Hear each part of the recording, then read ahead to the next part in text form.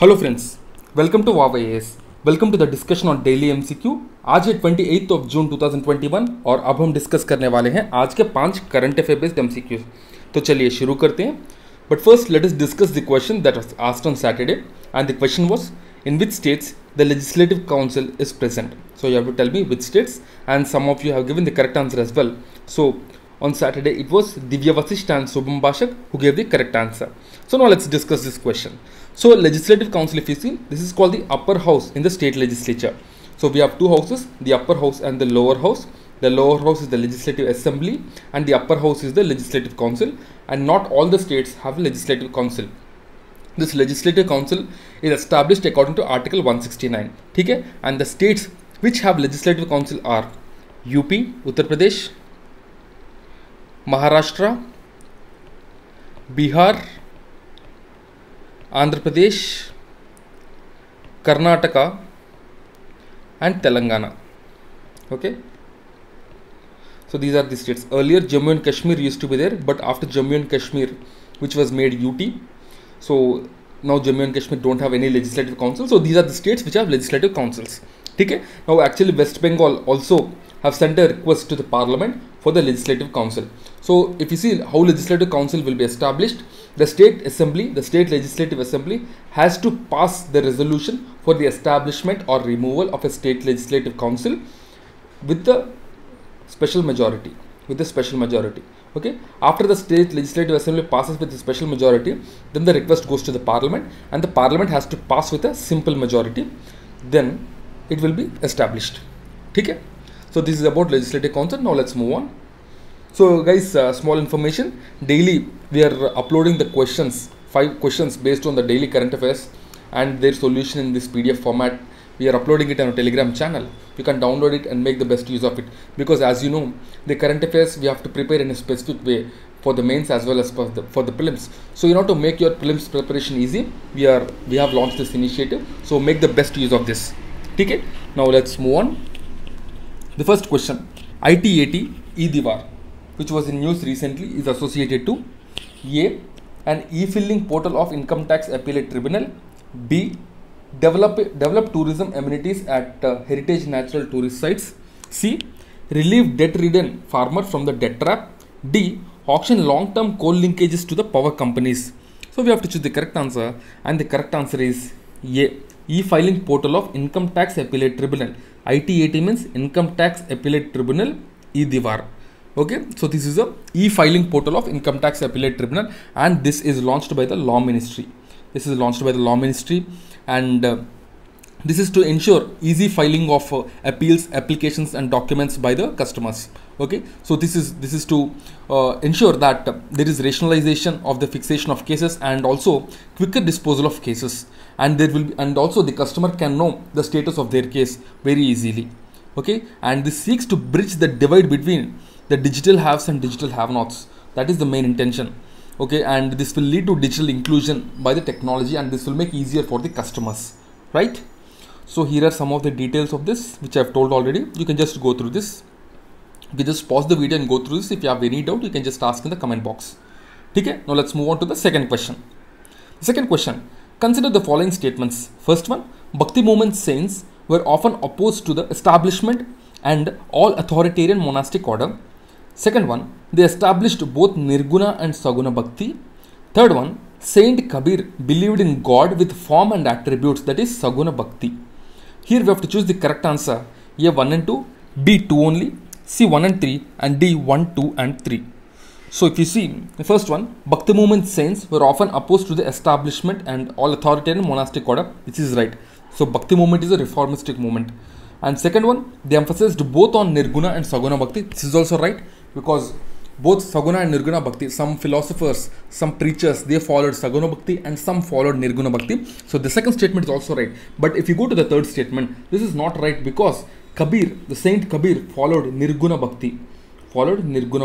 So this third statement is wrong. So A 1 and 2 is the correct answer. So why actually this question was in news? This is because recently Kabir Jayanti was celebrated on the birth anniversary of Saint Kabir Das. Okay, and this is known as the Jeshta Purnima Thidi, which is on 24th this year, 24th of June. Okay, ठीक है. So Saint Kabir actually was born in Varanasi in Uttar Pradesh. He was a 15th century mystic poet, saint and a social reformer, and he was a proponent of this Bhakti movement.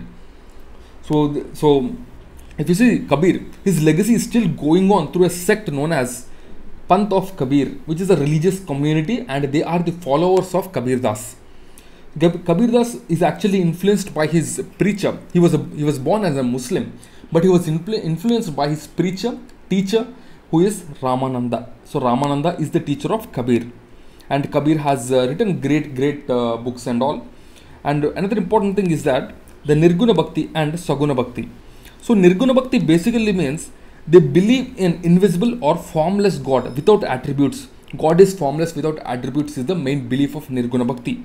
And some of the saints like Guru Nanak, Ravidas, Kabir Das, they were the followers of Nirguna Bhakti. The Nirguna Bhakti's poetry was Jnana Sharya, or had roots in the knowledge. So for them, knowledge is everything. Okay, and God is formless, eternal.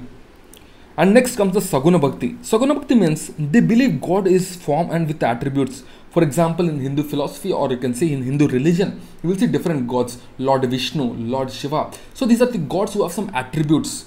Okay, so these poets, if you see, they are the ones who preach all of these forms and attributes of the God, and their poetry was Prema Sharya, or with the root in love. Okay, for them, love is everything. Being love and being kind to the mankind is very important. And the Saguna saints, if you see, Tulsidas, Surdas and Mirabai. So these are the Saguna Bhakti saints. These are the important saints. Okay? Now I think you got clarity what is the difference between Nirguna Bhakti and Saguna Bhakti. Okay? And another important thing, here it is given. So some of the verses of Saint Kabir is also found in Sikhism scripture of Guru Granth Sahib. So Kabir is a famous poet both in Hindu philosophy or Sikh philosophy and even the Muslim philosophy, because the Sufi saints and all, if you see, they come under the Muslim faith. Okay? So some more extra information is given. You can just go through it. If you have any doubt, as I told already, you can ask every time in the comment box. Now let's move on to the next question. Consider the following statements with respect to Enforcement Directorate (ED). It is Economic Intelligence and Law Enforcement Agency functioning under the Ministry of Home Affairs. Second one, its prime objective is enforcement of FEMA 1999 and PMLA 2002. So which of the following are correct statements? A 1 only, B 2 only, C both 1 and 2, and D neither 1 nor 2. So the correct answer is, if you see the first statement, here it is given this Enforcement Directorate functions under the Ministry of Home Affairs. It is right, it is an Economic Intelligence and Law Enforcement Agency, this is right. But it do not function under the Ministry of Home Affairs, rather it functions under the Ministry of Finance. So the first statement is wrong.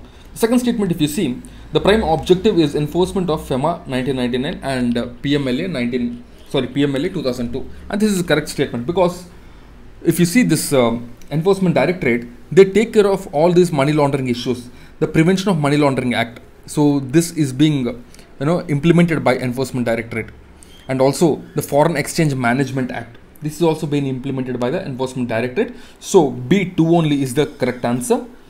So if you see here, the same information is given. Actually, why Enforcement Directorate? It is in news from quite some time because of the fraudsters like Nirav Modi, Mahel Choksi, etc. So that's why it's important for us to know about this about this Enforcement Directorate. So Enforcement Directorate is the Economic and Intelligence and Law Enforcement Agency of India, which is responsible for enforcing of economic laws and fighting the economic crimes. And it is under the Ministry of Finance, under the Department of Revenue. Remember this. The Department of Revenue, Ministry of Finance, and the primary objective is to enforcement of two key acts of the government like the FEMA, the Foreign Exchange Management Act, and the Prevention of Money Laundering Act. Okay, so that is the important thing. And it has officers from Indian Revenue Service, Police Service, IAS, etc. And it is established in 1956 as the enforcement unit in the Department of Economic Affairs, and it's headquartered in New Delhi. Okay.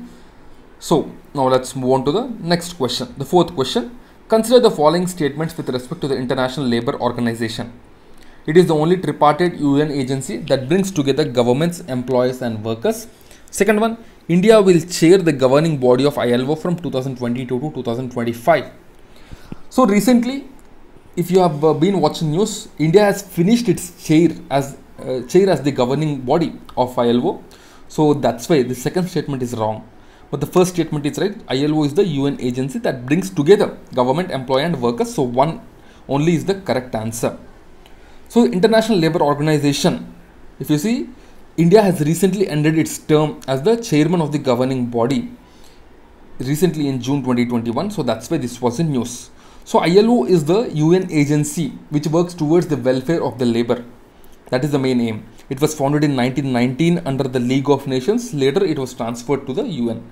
So this ILO has 187 member states, 186 out of the 193 permanent members of UN plus the Cook Island. Headquartered at Geneva, Switzerland, and India has transferred, or you can say now the chairman of the governing body goes to Sweden. Now it is with Sweden. Okay. So another important thing is that it will also help in meeting the sustainable development and also help the countries in framing policies which are liberal to the workers, which help the workers to have a good life. So that is the important thing. So this is about ILO. Now let's move on to the next question, the last question of the day. Consider the following statements. First one, anoxic waters are areas of seawater, fresh or groundwaters that are depleted of dissolved oxygen. Second one, it is generally associated with the areas that have high net inflow of water exchange. So we have to choose the correct answer. A 1 only, B 2 only, C both 1 and 2, and D neither 1 nor 2. So if you see here, first statement, anoxic waters are the areas of seawater, fresh or groundwaters that are depleted of dissolved oxygen. So this is a right statement. This is the right statement. Okay. So this is the basic definition of anoxic waters. But the second statement, if you see, it is generally associated with areas that have high net inflow of water exchange. This is wrong because the oxygen depletion will happen only when the freshwater inflow is very less. Freshwater inflow is very less. Okay? So the second statement is wrong. So the first statement is right. So A1 only is the correct answer. So why this was in news? Why this was in news? So recently we have been seeing this news about Russia firing bombs against the British ship which was in the Black Sea and coming near to the Ukraine. So that's why this was in news. So Black Sea, as it was in news last couple of days back, we have even asked a question regarding Black Sea. So that's why again a new term we have asked now. So this anoxic waters, if you see, these are generally waters which do not have oxygen content in them or very less oxygen content in them. And Black Sea is one of the anoxic waters. There are various zones in the ocean which does not have enough oxygen, and in these type of bodies the life actually will be very less. There is this term called eutrophication. You might have studied in environment. So this is a kind of different thing, but even in eutrophication you will have very less oxygen, and this eutrophication is a result of flow of chemicals from the factories and other things, right? But here, if you see, here the procedure is different, or you can say the way this happens is different. The way this happens is the less inflow of fresh water, you can say. In the Black Sea, if you see, from the Aegean Sea, there will be high inflow of dense salt water, but there is very less inflow of fresh water, So consequently, what is happening? This water body or the Black Sea, the oxygen content is decreasing slowly, and the layers are actually being separated. Okay, so this less dense will be less dense, and the higher dense waters, they are not mixing, and because of this, and even another thing is that the Black Sea will not mix with the rest of the oceans that easily. This is also another reason. So because of this, what is happening? The concentration of the salts in this Black Sea is increasing because of inflow of this water from the Aegean Sea. That is the thing with this event. Okay, with this question basically, right? So as it is also given here, this condition is generally found in the areas which have restricted water exchange, right? So that's the thing. Now let's see today's question. Today's question is, Omkareshwar temple is located in which state? You have to tell me Omkareshwar temple is located in which state. Do comment your answer in the comment box. Tomorrow we will be discussing this question, right? So guys, before I leave, just a small information regarding our initiatives. You have the Vision PT 365 summary, Vision Prelims test series summary, Vision monthly magazine summary, and Vision mains test series summary. All of this is at one place. So do visit our Telegram channel for more information on these summaries and make the best use of them, because as you know, the number of seats in the prelims are reducing, so it is very important for you to revise things continuously. So these summaries will definitely help you in that. So that's it guys for the day. I'll see you again tomorrow with 5 more MCQs. Till then, keep studying and stay tuned. Jai Hind.